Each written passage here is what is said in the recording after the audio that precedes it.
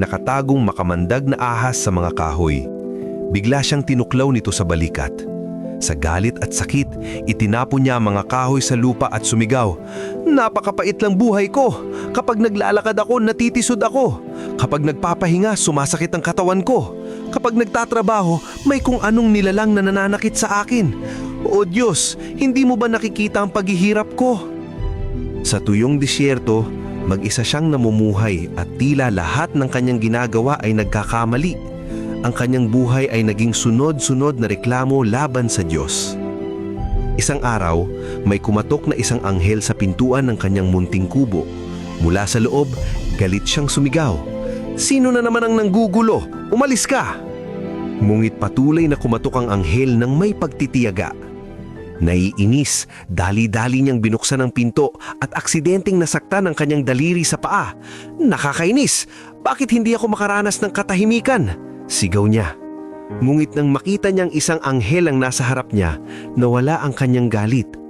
Nanlaki ang kanyang mga mata sa pagkagulat. "Panginoon ko, isang sugo ng Diyos? Dito sa tuyong lugar na ito? Hindi ako makapaniwalang may anghel na dumating sa aking tahanan." Bulong niya. Sumagot ang anghel, "Napansin ko na madalas kang magreklamo. Gusto mo ba akong makiusap sa Diyos tungkol sa iyong buhay?" Huminga ng malalim ang babae at sinabi, "Oo, pakiusap. Sabihin mo sa kanya na hindi ko na kaya ang paghihirap na ito. Palagi na lang akong may problema. Nakatira ako sa disyerto kung saan walang tumutubo at napakahirap mabuhay. Sa tuwing may ginagawa ako, parang sinusundan ako ng malas. Walang nangyayaring tama sa buhay ko." Nauunawaan ng anghel ang kanyang pinagdaraanan at umalis upang kausapin ng Diyos. Sa harap ng makapangyarihan, sinabi niya, "Panginoon, napakahirap ng buhay ng babaeng ito. Hanggang kailan siya magdurusa? Magbabago pa ba ang kanyang kalagayan?"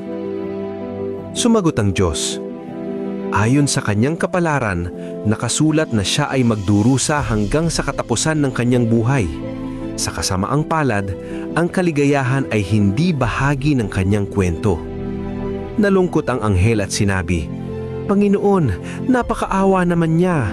Ngunit kung sasabihin ko ito sa kanya, mawawalan siya ng pag-asa.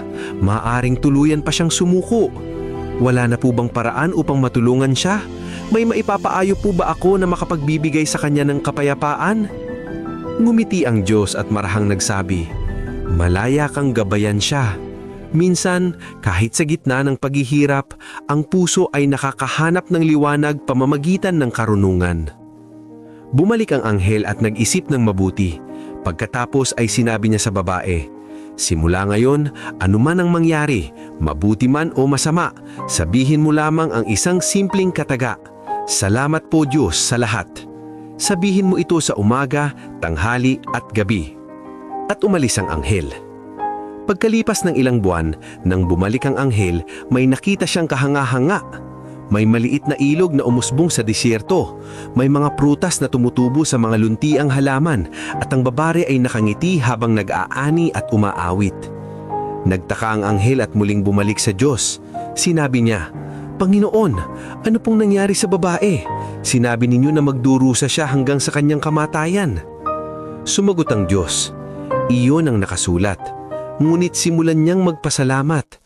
Binago ng pasasalamat ang kanyang pusong dating puno ng reklamo, at nang magbago ang kanyang puso, sumunod ang kanyang kapalaran. Kapag siya ay natitisod, sinasabi niyang, 'Salamat po Diyos sa lahat.' Kapag siya ay nadadapa, inuulit niya ito. Hindi niya namalayan na bawat salitang pasasalamat ay unti-unting nag-aalis ng kanyang sumpa.